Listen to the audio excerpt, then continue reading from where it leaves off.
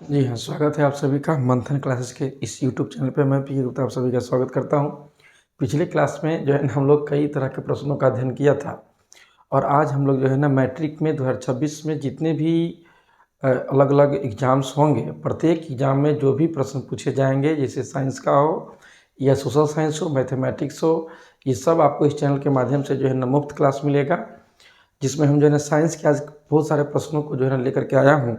और साइंस के जो 2026 में प्रश्न पूछे जाने वाले महत्वपूर्ण प्रश्न सब होंगे, उनका सॉल्यूशन आज मैं दूंगा आपको, ठीक है ना। तो आप धीरे धीरे बढ़िए। जो है ना यहाँ पे लिख रहा है क्या, Bihar board matric 2026 revision batch है ये, समझे ना, जिसका ये पार्ट 3 लॉन्च हुआ है, समझे। इससे पहले जो है ना मैंने 2 लेक्चर दे चुका हूँ, समझे ना। ये साइंस का महत्वपूर्ण प्रश्न है और ये सबसे आसान भाषा में आपको पढ़ाने का प्रयास करूँगा और अच्छी अच्छी प्रश्न का हमारे पास कलेक्शन है, ठीक है। तो ये पहला क्वेश्चन कहता है, इसमें इससे पहले और क्वेश्चन हो चुके हैं, जो 176 नंबर इस सीरीज का क्वेश्चन है ये। तो 176 नंबर क्वेश्चन कहता है क्या कि निम्न में से पुष्पी पौधों में लैंगिक जनन किसमें होता है, किसके दौरान होता है। लैंगिक जनन 2 प्रकार के होते हैं, एक को कहते हैं लैंगिक जनन, एक को कहते हैं अलैंगिक जनन, ठीक है ना। तो अलैंगिक जनन जो है ना होता है एक उसके जीवों में खास तौर पे, या वैसे सभी जीव जो अपने शरीर के किसी भी अंग से जो है ना नए जीवों का निर्माण कर लेता है, उसमें जो है ना 2 जीवों की आवश्यकता नहीं पड़ती है और एक ही जीव जो है ना जनन की किसी अन्य विधि से प्रक्रिया करके अपने से नए जीवों का निर्माण करता है, उसको अलैंगिक कहते हैं। लेकिन यहाँ लैंगिक जनन की बात है, तो लैंगिक जनन जो है ना पुष्प में भी होता है और उसके बाद जो है ना पुष्प में तो होता ही है ना, पुष्प में तो होता ही। एक मिनट सेलेक्ट कर लेते थोड़ा सा। पुष्प में तो होता ही है, पुष्प में भी होता है और साथ साथ जो है ना मनुष्यों में भी होता है, आई मीन जीवों में भी होता है। किस में होता है, जीवों में भी होता है, ठीक है ना। तो इस तरीके का ये दोनों में होता है और दोनों में जो है ना पुष्पी पौधे में जितने भी पुष्पी पौधे होते हैं, प्रत्येक पुष्पी पौधे में जनन की जो प्रक्रिया होती है वो पत्तियों के द्वारा कि फूलों द्वारा कि तना द्वारा, इनमें से कोई नहीं भाई। तो पुष्पी पौधे में जो उसका जनन अंग होता है वो उसका होता है फूल, समझे ना। फूल में ही जो है ना पुंकेसर परागकण वर्तिका वर्तिकाग्र अंडाशय अंडाणु सर, प्रत्येक चीज़ जो है ना उसी में निर्माण होता है। और इसका आंसर जो है ना सिंपल चला जाएगा, समझे ना। तो फूलों द्वारा क्या चला जाएगा, इसका आंसर फूलों द्वारा जाएगा, ठीक है। तो ऑप्शन हो जाएगा बी। ऑप्शन कौन सा हो जाएगा, बी, ठीक है। तो 176 नंबर क्वेश्चन का जो है आंसर कौन सा हो जाएगा, ऑप्शन हो जाएगा बी नंबर, ठीक है। नेक्स्ट क्वेश्चन बढ़ता है, निम्न में से कौन सा उत्सर्जी अंग है, निम्न में से कौन सा उत्सर्जी अंग है, ठीक है ना। उत्सर्जी अंग के लिए कौन जाना जाता है, तो उत्सर्जी अंग इसमें कौन सा है कि वृक्क है या अग्नाशय है या आंख है या इनमें से कोई नहीं। तो अग्नाशय जो है ना पैनक्रियाज बोलते हैं अंग्रेजी में इसको। तो पैनक्रियाज की हम बात करते हैं, ठीक है ना। पैनक्रियाज को अग्नाशय कहते हैं। और अग्नाशय जो है ना ये एक प्रकार का जो है ना मिश्रित ग्रंथि है। कौन सा ग्रंथि है, मिश्रित ग्रंथि। तो ये इसका आंसर नहीं हो सकता है ना। तो ये मिश्रित ग्रंथि है, ठीक है ना। इसको जो है ना इसमें कोशिकाओं का विशेष समूह होता है जिसको लैंगरहैंस की द्वीपिका भी कहते हैं। लेकिन उत्सर्जी अंग कौन है, तो उत्सर्जी अंग के लिए जो है ना किडनी जिम्मेदार होता है और किडनी को हिंदी में कहते हैं वृक्क। क्या बोलते हैं, वृक्क, समझे ना। इसके लिए आंसर क्या हो जाएगा, किडनी। क्या हो जाएगा यहाँ पे, किडनी, ठीक है ना। किडनी होता है तो किडनी के लिए जो है ना हो जाएगा वृक्क। क्या हो जाएगा यहाँ पे, वृक्क, ठीक है। किडनी जिम्मेदार होता है जिसको हम लोग वृक्क कहते हैं, समझे ना। 176 का क्या हो जाएगा, किडनी, आई मीन वृक्क हो जाएगा, समझे ना। तो आगे क्वेश्चन देखते हैं। क्वेश्चन कहता है शुक्राणु बनता है, शुक्राणु कहाँ बनता है, शुक्राणु कहाँ बनता है। ऑप्शन दे रहा है, शुक्राणु कहाँ बनता है, वृषण में कि मूत्राशय में कि गर्भाशय में कि अंडाशय में। शुक्राणु जिसको स्पर्म बोलते हैं, क्या बोलते हैं, स्पर्म, समझे ना। तो स्पर्म बनता है, स्पर्म बनता है, स्पर्म कहाँ बनता है, वृषण में बनता है। स्पर्म कहाँ बनता है, वृषण में, ठीक है ना। स्पर्म कहाँ बनता है मेरे प्यारे विद्यार्थियों, ये बनता है वृषण में। कहाँ बनता है, वृषण में, ठीक है ना। मूत्राशय एक थैली होती है जिसमें जो है मूत्र जमा होता है, समझे ना। और गर्भाशय होता है जो महिलाओं में पाया जाता है, या मतलब कि फीमेल वर्ग के जीवों में पाया जाता है, जो गर्भाशय में, गर्भ में जो है ना बच्चों का विकास होता है, बच्चे वहाँ पे जो है ना उपस्थित बनते हैं। और अंडाशय में अंडाणु बनता है, अंडाशय में क्या बनता है, अंडाणु बनता है, ठीक है। तो नेक्स्ट क्वेश्चन की तरफ हम लोग बढ़ते हैं। क्वेश्चन 178 से आगे कहता है, 178 से आगे कहता है निम्न में से कौन से प्राकृतिक संसाधन नहीं है, निम्न में से कौन से प्राकृतिक संसाधन नहीं है, निम्न में से कौन से प्राकृतिक संसाधन नहीं है, ठीक है ना। कौन से प्रकार से प्राकृतिक संसाधन नहीं है, ठीक है।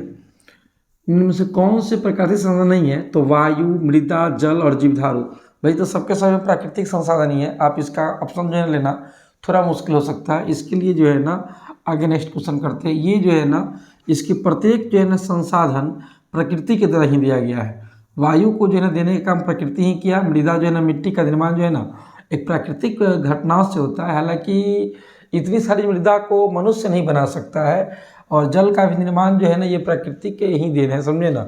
और जीवधारी जो है ना धरती पर जितने भी जीव आए हैं वो सब प्रकृति के ही हैं। मनुष्य के द्वारा इसमें बनाया कोई नहीं। मनुष्य अभी पानी बना भी सकता है तो उसके जो मिनरल्स, उसके जो कंपाउंड आते हैं वो प्रकृति ही दिए हैं, समझे ना। तो प्राकृतिक संसाधन नहीं यदि तत्काल लेना चाहते हैं तो जल आप ले सकते हैं माइनर केस में, समझे ना। लेकिन इसके अलावा जो है 180 नंबर क्वेश्चन देखते हैं, क्योंकि इसमें थोड़ा इंसुलिन की कमी जो है ना किस में होता है, झींगा में होता है या बौनापन या मधुमेह में, या इनमें से कोई नहीं। तो भाई इंसुलिन की कमी से ना डायबिटीज होता है। डायबिटीज को कहते हैं मधुमेह या चिनिया बीमारी होता है। क्या होता है? चिनिया बीमारी।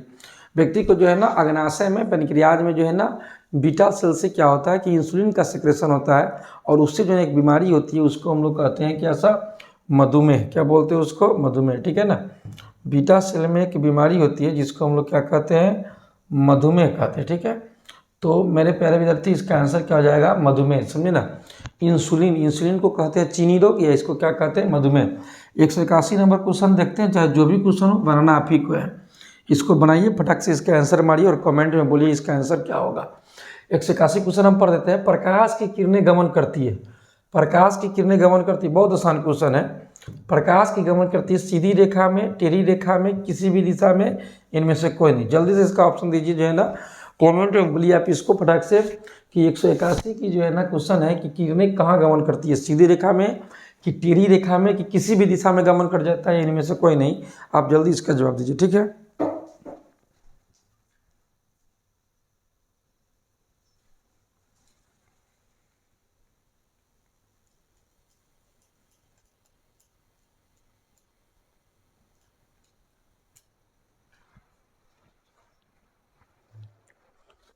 इसका आंसर हो जाएगा प्रकाश जो है ना हमेशा सीधी रेखा में गति करता है। प्रकाश की किरण हमेशा किस रेखा में गति करता है? सीधी रेखा में, समझे ना। प्रकाश हमेशा सीधी रेखा में ही गति करते हैं। सीधी रेखा में कहने का मतलब है कि प्रकाश के गति के बारे में बताने का काम किया था रोमर साहब ने। किसने बताया था? रोमर। आप देखिए गौर से, प्रकाश का चाल किसने मापा था? रोमर साहब ने। रोमर साहब ने कहा था कि प्रकाश हमेशा किस रेखा में गति करता है? तो सीधी रेखा में गति करता है। इसका आंसर जो है ना, इसका आंसर हो जाएगा आपको ए नंबर। कौन सा हो जाएगा? ए नंबर, ठीक है ना। प्रकाश हमेशा किस रेखा में गति करता है? तो सीधी रेखा में गति करता है, समझे ना। अगला कहता है कि प्रकाश सीधी रेखा में तो गति करता ही है, प्रकाश एक अनुप्रस्थ तरंग है। प्रकाश एक कौन सा तरंग है? अनुप्रस्थ तरंग है, ठीक है। प्रकाश एक अनुप्रस्थ तरंग। कैसा तरंग है? तो विद्युत चुंबकीय अनुप्रस्थ तरंग है। कौन सा तरंग है? विद्युत चुंबकीय अनुप्रस्थ तरंग है। प्रकाश का जो है ना सीधी रेखा में गति करता है, समझे ना। और रोमर साहब ने इसका चाल बताया। क्या बताया? इसका चाल। प्रकाश का चाल जो होता है, प्रकाश का जो चाल होता है वो होता है 3 × 10⁸ मीटर प्रति सेकेंड होता है प्रकाश का चाल, समझे ना। और प्रकाश एक ऐसा जो कि निर्वात में भी गति कर सकता है और ये किसी माध्यम में भी क्या हो सकता है? गति कर सकता है। प्रकाश की गति करने के लिए निर्वात और माध्यम दोनों में जो है गति कर सकता है। प्रकाश की गति के लिए जो है कोई पर्सनल माध्यम की आवश्यकता होती नहीं है, ये किसी माध्यम में गति कर सकता है। प्रकाश एक कौन है? प्रकाश एक क्या है? कौन है? प्रकाश एक ऊर्जा है। प्रकाश एक क्या है? ऊर्जा है। अर्थात इस सिद्धांत को बताता है जिसको हम कहते हैं जो है ना तरंग सिद्धांत। कौन सिद्धांत कहते हैं? तरंग सिद्धांत, समझे ना। और प्रकाश एक जो है ना कौन है, इस सिद्धांत को बताने का काम करता है जिसको हम लोग कहते हैं क्वांटम सिद्धांत। कौन सा सिद्धांत कहते हैं? क्वांटम सिद्धांत, समझे ना। तो क्वांटम सिद्धांत और तरंग सिद्धांत, ये दोनों सिद्धांत लेकर के हम इस गुण को कहते हैं प्रकाश की दोहरी प्रकृति, प्रकाश के दैत प्रकृति का सिद्धांत। क्या कहते हैं इसको? दैत प्रकृति का क्या बोलते हैं? सिद्धांत, समझे ना। क्वेश्चन आपसे पूछेगा कि प्रकाश के दैत प्रकृति का सिद्धांत का पालन करने का अर्थ है कि प्रकाश एक कौन ऊर्जा क्या है? दोनों है, समझे ना। तो प्रकाश के आप देख सकते हैं, प्रकाश जो है ना एक सीधी रेखा में लगातार क्या करती है? गति करती है। प्रकाश लगातार सीधी रेखा में गति करती है, ठीक है ना। और प्रकाश एक तरंग है, प्रकाश एक कण है क्वांटम सिद्धांत के हिसाब से। अब भाई नेक्स्ट क्वेश्चन देखिए, कहता है नेक्स्ट क्वेश्चन, हजामत के लिए जो है किस दर्पण का उपयोग किया जाता है? हजामत के लिए किस दर्पण का उपयोग किया जाता है? तो हजामत के लिए जिस दर्पण का उपयोग करते हैं ना, मतलब कि वो ऐसा दर्पण का उपयोग करते हैं जिसमें हमारे शरीर का जो है ना आकार क्या हो जाए, थोड़ा सा बड़ा हो जाए, वस्तु को बड़ा करके जो प्रतिबिंब दिखाता है, समझे ना। तो वस्तु को जो बड़ा करके प्रतिबिंब दिखाता है ना, तो उसके लिए हम उसका इस्तेमाल करते हैं। जैसे कि अवतल दर्पण, अवतल दर्पण में रखा हुआ वस्तु उसके सामने जब रखते हैं, माने पोल और फोकस के बीच में, किसके बीच में, पोल, यहाँ पे ये अवतल दर्पण एम मान लेते हैं, समझे ना, और ये इसका सेंटर हो गया, और यहाँ पे पोल हो गया, सॉरी यहाँ पे इसका पोल हो गया, इसमें पे फोकस हो गया, वक्रता केंद्र अनंत। तो इसके बीच जब वस्तु को रखते हैं तो इसका प्रतिबिंब इसके बीच जो है ना बहुत बड़ा बनता है, बड़ा बनता है। तो बड़ा बनता है जिससे जो है ना दाढ़ी वगैरह आसानी से दिखाई देता है। तो आसानी से दिखाई देने के लिए जो है ना हम लोग किस दर्पण का उपयोग करते हैं, तो अवतल दर्पण का। कौन सा दर्पण का हम लोग उपयोग करते हैं, अवतल दर्पण का उपयोग करते हैं, समझे ना। तो इसका आंसर सिंपल चला जाएगा, कौन दर्पण, अवतल दर्पण। कौन दर्पण चला जाएगा, अवतल दर्पण, समझे ना। तो हम हजामती के लिए मतलब कि दाढ़ी वगैरह या बाल वगैरह बनवाने के लिए किस दर्पण का उपयोग करते हैं, तो मतलब अवतल दर्पण का, ठीक है। तो इसका आंसर हो जाएगा अन्य कि ये पोल होता है, ये फोकस होता है, वक्रता केंद्र होता है, ये जो ना अनंत दूरी होती है, समझे ना। ये तमाम इस तरह की दूरियाँ इसमें पाई जाती है, समझे। यहाँ फोकस होता है, और फोकस यहाँ तक की दूरी को हम लोग फोकस दूरी, और यहाँ से यहाँ तक की दूरी को हम लोग वक्रता त्रिज्या, बाकी की सभी दूरियाँ क्या कहलाती है, अनंत। क्या कहलाती है यहाँ पे, अनंत, ठीक है ना। नेक्स्ट क्वेश्चन, सर्च लाइट का परावर्तक सतह पर क्या होता है, सर्च लाइट का परावर्तक सतह क्या है। तो सर्च लाइट का भी परावर्तक सतह की जो ऐसा मतलब कि दर्पण जो कि अनंत से आने वाली प्रकाश की किरणों को या फोकस पर पड़े, फोकस पर पड़ने के बाद जो है ना जब समानांतर मोड़ देता है, जैसे किस तरीके का गुण है, समझे ना। ऐसा एक दर्पण है, समझे, एम और एम दर्पण है, और इसमें आने वाली जो यहाँ पे जो है ना पोल है, और ये क्या है, फोकस है। फोकस से जब कोई प्रकाश किरण तो ऐसा समानांतर चला जाता है। इसी गुण के कारण जो है हम लोग किसका इस्तेमाल करते हैं, तो हम इस्तेमाल करते हैं अवतल दर्पण का। किसका इस्तेमाल करते हैं, अवतल का, ठीक है। तो सर्च लाइट में परावर्तक सतह कैसा होता है, तो सर्च लाइट का परावर्तक सतह होता है अवतल। कैसा होता है, अवतल, ठीक है। तो नेक्स्ट क्वेश्चन कहता है, आपकी स्क्रीन पर है, स्क्रीन पर ये क्वेश्चन है कि निम्नलिखित में से किसका उपयोग खाना बनाने वाले ईंधन में नहीं होता है। किसका उपयोग जो है ना खाना बनाने वाले ईंधन में नहीं होता है। तो खाना बनाने वाले ईंधन में जो है ना एलपीजी तो होता है, ठीक है, बायोगैस भी होता है, कोयला भी होता है, इन तीनों का होता है। अर्थात सीएनजी का उपयोग जो है ना खाना बनाने के लिए नहीं होता है। इसका उपयोग मोटर वाहन में किया जाता है। इसका उपयोग कहाँ किया जाता है, मोटर वाहन में। कहाँ किया जाता है, मोटर वाहनों में, समझे ना। कई तरह के आधुनिक मोटर वाहन आए हैं जिसका उपयोग सीएनजी का होता है। तो सीएनजी का उपयोग इसलिए होता है, हालांकि सीएनजी एक जो है ना संपीड़ित गैस होते हैं, आई मीन संपीड़ित करने का अर्थ है संपीड़ित प्राकृतिक गैस, संपीड़ित प्राकृतिक गैस, समझे ना। और इसका पूरा नाम जो आपके एग्जाम में पूछा जाता है, क्वेश्चन मैट्रिक का महत्वपूर्ण क्वेश्चन है ये सब, समझे ना। जिसको जो है ना हम लोग कहते हैं कंप्रेस नेचुरल गैस। क्या बोलते हैं, कंप्रेस नेचुरल गैस लिख देते हैं यदि आपकी इच्छा है तो, या कंप्रेस नेचुरल गैस, ठीक है, कंप्रेस नेचुरल गैस इसको बोलते हैं, ठीक है। नेक्स्ट क्वेश्चन कहता है आगे की तरफ, डायनमो यांत्रिक ऊर्जा को किस ऊर्जा में परिणत करता है। तो डायनमो यांत्रिक ऊर्जा को जो है ना, डायनमो में यांत्रिक ऊर्जा मिलता है और विद्युत ऊर्जा क्या करता है, उत्पन्न करता है। तो विद्युत ऊर्जा उत्पन्न करने के लिए इसका आंसर चला जाएगा, एक सिंपल आंसर इसका बनेगा उच्च धारा प्रवाह। High current voltage, high current जो है ना इलेक्ट्रिक करंट को क्या करता है, ये निकालता है डायनमो जो कि किस में लगा होता है, डायनमो जो कि लगा होता है किस में, जनरेटर में। कहाँ लगा होता है, जनरेटर में, समझे ना। तो ये इसका इस्तेमाल किया जाता है कहाँ, जनरेटर में। गांव देहात में आप लोग देखते होंगे जनरेटर, समझे ना। गांव देहात में कहाँ, शहरों में भी देखते होंगे, प्रत्येक जगह पर जनरेटर अवेलेबल है, समझे ना। तो इसका इस्तेमाल वहाँ पे किया जाता है। नेक्स्ट क्वेश्चन कहता है, घरों में विद्युत से दुर्घटना किसके कारण से होती है, समझे ना। घरों में विद्युत से दुर्घटना किसी कारण होती है। तो खास तौर पे जो है दुर्घटना के लिए मेन एक कारण बनता है, जिस कारण को हम लोग कहते हैं शॉर्ट सर्किट। क्या बोलते हैं, शॉर्ट सर्किट एक कारण बनता है जो कि घरों में दुर्घटना होती है। फ्यूज तार तो सेफ्टी के लिए होता है, उच्च धारा प्रवाह तो हो सकता है, लेकिन शॉर्ट सर्किट से हम लोग को क्या होती है, दुर्घटना खासतौर पे घरों में होती है, जिसमें जो है ना ईंधन जो भी जो है ना विद्युतीय परिपथ में मशीन सब जुड़े गए होते हैं, वो मशीन को जलने की संभावना होती है, खराब होने की संभावना होती है। इसलिए घरों में क्या होता है, आग लग जाता है, ठीक है, कभी कभी ऐसा हो जाता है। तो इस पर आप क्लियर करके देखते रहेंगे। आँख का व्यवहार क्या होता है, अवतल दर्पण की तरह, उत्तल लेंस की तरह, समतल। तो आँख में जो है ना, आँख में जो लेंस लगा होता है वो जिलेटिन नामक रासायनिक पदार्थ का एक उत्तल लेंस लगा होता है, जो अपने समय के अनुसार उसकी आकार थोड़ा जो है ना घट बढ़ भी सकता है। तो उत्तल लेंस का उपयोग किया था, जो जिलेटिन नामक रासायनिक पदार्थ का बना होता है उत्तल लेंस होता है।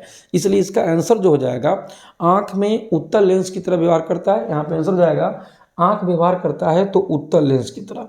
किसकी तरह करता है व्यवहार? उत्तल लेंस की तरह। आँख व्यवहार किसकी तरह करता है? तो उत्तल लेंस की तरह करता है। आँख व्यवहार किसकी तरह करता है? तो उत्तल लेंस की तरह करता है। ठीक है ना। नेक्स्ट क्वेश्चन है आ गया, खड़िया का रासायनिक सूत्र क्या है? खड़िया का रासायनिक सूत्र क्या होता है? तो खड़िया का रासायनिक सूत्र होता है कैल्शियम कार्बोनेट। क्या होता है? ये है मैग्नीशियम कार्बोनेट। ये क्या है मेरे प्यारे विद्यार्थियों? ये है मैग्नीशियम कार्बोनेट, समझे ना। और ये कली चूना, समझे ना। ये है कैल्शियम मतलब कि बाइकार्बोनेट है, समझे ना। तो इस तरीका का इसमें हो जाएगा कैल्शियम कार्बोनेट, जो कि ऑप्शन चला जाएगा आई मीन सी नंबर। कौन सा हो जाएगा? C number, calcium carbonate. क्या हो जाएगा? Calcium carbonate. ठीक है ना। ऑप्शन चला जाएगा कैल्शियम कार्बोनेट। ये है कैल्शियम कार्बोनेट, समझे। और ये है मैग्नीशियम कार्बोनेट। कौन सी है? मैग्नीशियम कार्बोनेट, समझे। और ये है कलीचूना। कौन सी है? कलीचूना। ठीक है। और यह है कैल्शियम बाइकार्बोनेट। कैल्शियम बाइकार्बोनेट, समझे। तो तीनों हो गया, तो इसका आंसर चाहेगा सी नंबर। ठीक है। 188 हो गया। उसके अलावा 189, C double bond O H अभिक्रिया मूलक को क्या कहते हैं? तो सी डबल बॉन्ड एच देख लीजिए, पहले समझ लीजिए। ऐसे C double bond O H, इस तरीका का इसका स्ट्रक्चर बनता है। C double bond O H, इसका जो स्ट्रक्चर बनता है इस तरीका से बनता है। C double bond O H, ये अभिक्रिया मूलक है। यदि इसमें एक हाइड्रोजन आप और लगाते हैं तो ये बनता है H C double O H. क्या बनता है? H T C W H. और एच सी डब्ल्यू एच को जो है ना हम लोग फॉर्मिक एसिड कहते हैं। क्या बोलते हैं? फॉर्मिक एसिड इसको बोलते हैं, समझे ना। इसको हम लोग बोलते हैं फॉर्मिक एसिड, समझे। और एक नाम जो है ना IUPAC नेम के तहत इसका जो नाम रखाता है वो होता है मेथेनोइक अम्ल। क्या बोलते हैं इसको? मेथोनोइक अम्ल इसको बोलते हैं, समझे। तो आप बताइए, जब इसमें अम्ल लगा है तो इसका आंसर आप चारों में से मारिए क्या होगा, जब इसमें अम्ल लगा ही है तो।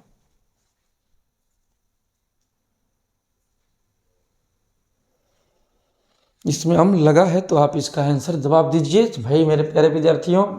और आपको फटाक से इसका बोल देना चाहिए आंसर का, कमेंट में लिख के भेज देना चाहिए, समझे ना। कि 189 का सर बी होगा, समझे। बी होगा ही, ऑलवेज बी होगा, समझे। क्यों? क्योंकि इसमें सभी में अम्ल लगा है। इससे ज़्यादा आपका प्रयास करना चाहते तो कैसे करते? इससे ज़्यादा प्रयास आप करना चाहते तो आप ज़्यादा करते, डबल सी लगाते, फिर यहाँ डबल बॉन्ड O, फिर यहाँ OH, समझे ना। फिर इस पर एक कार्बन यहाँ पे हाइड्रोजन और हाइड्रोजन। जब यहाँ कार्बन 2 हो जाता तो इसका नाम पड़ता इथेनोइक एसिड। क्या नाम पड़ता इसका? इथेनोइक एसिड, समझे। तो इस तरीका से कई तरह के एसिड आप बना सकते थे, इथेनोइक एसिड और ब्यूटेनोइक एसिड, प्रोपोनोइक एसिड, और इस तरीका से कई एसिड जो है ना आप बना सकते थे।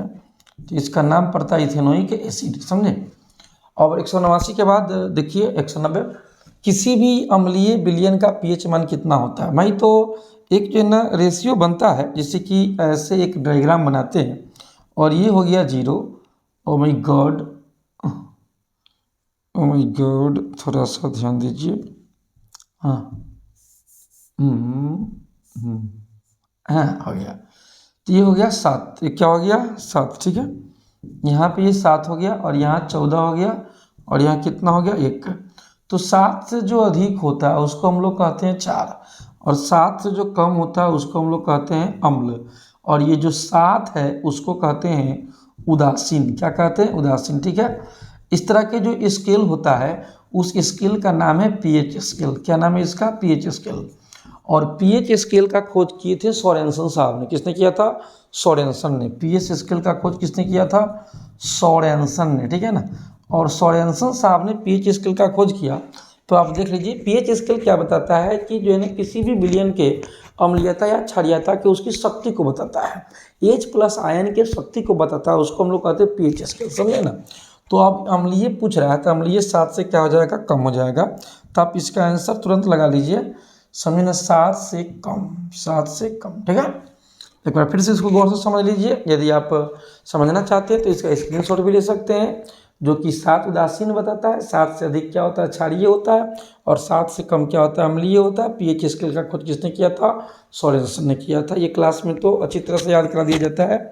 नेक्स्ट क्वेश्चन, पारे का अयस्क कितना होता है। पारे का अयस्क है, सॉरी, पारे का कौन सा अयस्क है, तो पारे का अयस्क बॉक्साइट नहीं, बॉक्साइट तो एल्युमिनियम का है, हेमाटाइट लोहा का, मैग्नेटाइट लोहा का, सीने बार। इसका आंसर क्या हो जाएगा, इसका आंसर क्या हो जाएगा, सीने बार। इसका आंसर क्या हो जाएगा, सिंपल इसका आंसर चला जाएगा सीने बार। क्या होगा, सीने बार, समझे ना। और मैं बता दूं आपको, और मैं आपको बता दूं, इसलिए बता दूं कि बॉक्साइट है किसका, एल्युमिनियम का, और इन दोनों का कौन है हुआ, तो आयरन, कौन सी है, आयरन। इसका आंसर क्या हो जाएगा, सीने बार। क्या हो जाएगा, सीने बार। सीने बार का रासायनिक सूत्र होता है HGS। क्या होता है, HGS, समझे ना। और सीने बार का अयस्क का नाम क्या है, पारा, कौन सी है, पारा। और पारा को हम लोग कहते हैं मरकरी, Hg, और पारा को ही हम लोग क्या कहते हैं, मरकरी, ठीक है ना। तो प्रत्येक यहाँ पे आंसर लिखा गया है, आप देख सकते हैं, ठीक है ना। कोई दिक्कत नहीं, कोई इशू थोड़ा भी नहीं होगा, पूरा कुछ एकदम धड़ाक धड़ाक बनेगा। हमारे साथ आप रही लगातार जुड़े हुए, समझे ना। मैट्रिक परीक्षा 2026 के फरवरी तक जो होने वाला है, वहाँ तक आप आराम से रुके रहिए, समझे ना। और प्रत्येक दिन जो है ना आप हमारे वीडियो को देखते रहिए। आप लगातार जो है ना साइंस का, आर्ट्स का, समझे ना, जिसको सोशल साइंस बोलते हैं, और हिंदी, संस्कृत, और साथ में जो है ना मैथमेटिक्स, प्रत्येक का जो है ना क्वेश्चन आपको ऑब्जेक्टिव जो है ना इसी तरीक़ा से मिलता रहेगा। और हम और हमारे कई सर मिल करके जो है ना आपको इस तरीके क्लास को देते रहेंगे, जो कि बहुत सुविधाजनक होगा आपके लिए, ठीक है।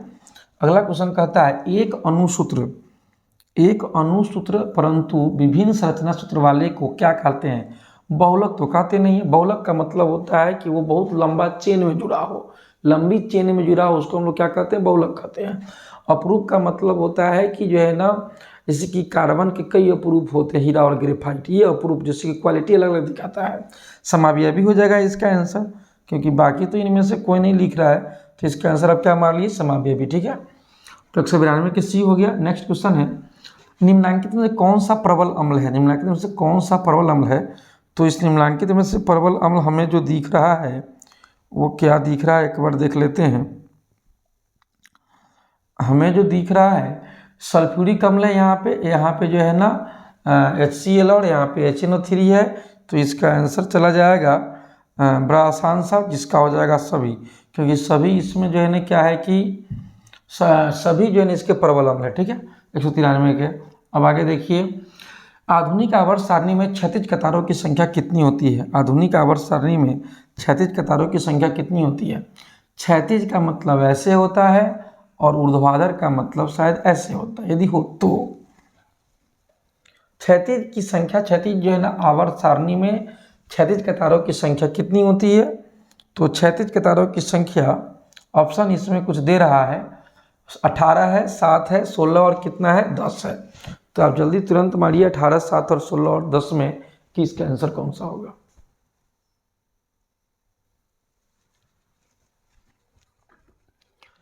तो इसका आंसर हो जाएगा 7। क्या हो जाएगा, सॉरी 7, भाई क्या हो जा रहा है, बार बार डिस्टर्ब हो जा रहे हैं हम। तो इसका आंसर क्या हो जाएगा, 7 हो जाएगा, ठीक है, 7 हो जाएगा। क्या हो जाएगा इसका आंसर, 7 हो जाएगा, है ना। 194 के 7 हो जाएगा। आगे है, नेक्स्ट है कि रक्त का थक्का बनाने में सहायक कौन सा होता है। भाई तो रक्त को में कई तरह के कंपोनेंट होते हैं, है ना। जैसे कि रक्त एक तरल संयोजी उत्तक है। रक्त कौन सा उत्तक है, तरल संयोजी उत्तक है, समझे। और इन तरल संयोजी उत्तक को जो है दो भाग में, एक को कहा जाता है रक्त, और एक को क्या कहा जाता है, लसिका, ठीक है ना।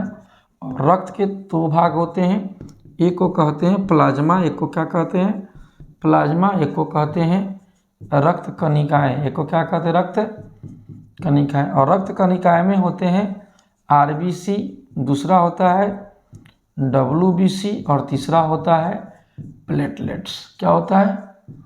प्लेटलेट्स होता है, समझे ना। और ये प्लेटलेट्स जो है इसको ही कहते हैं रक्त बिंबाणु। प्लेटलेट्स को ही क्या कहते हैं? रक्त बिंबाणु। क्या बोलते हैं? रक्त बिंबाणु। और रक्त बिंबाणु ही जो है ना रक्त थक्का बनाने के लिए क्या होता है? जिम्मेदार होता है। रक्त बिंबाणु ही रक्त थक्का बनाने के लिए क्या होता है? जिम्मेदार होता है। आप 195 का आंसर चुपचाप सी लगा सकते हैं, इसमें जो है ना कोई दिक्कत नहीं है, क्योंकि रक्त बिंबाणु का ही कैसे मतलब क्या होता है? सी होता है। क्या होता है? सी होता है। ठीक है, आगे देखिए गौर से, है ना। आगे देखिए 195 के बाद 196 नंबर क्वेश्चन कहता है कि वृक्क किस रचनात्मक क्रियात्मक इकाई को क्या कहते हैं? तो वृक्क किस रचनात्मक क्रियात्मक इकाई को कहते हैं? नेफ्रॉन। क्या बोलते हैं इसको? नेफ्रॉन, समझे ना। और नेफ्रॉन को ही कहा जाता है, नेफ्रॉन को ही कहा जाता है वृक्काणु। क्या कहा जाता है इसको? वृक्काणु। ठीक है, अगला क्वेश्चन कहता है एक कोशिकीय शैवालों में जल का परिवहन किससे होता है? तो विसरण से। किससे होता है? विसरण से। ठीक है ना, इसका आंसर क्या हो जाएगा? विसरण। ठीक है, 197 के बाद चलते 198 की तरफ।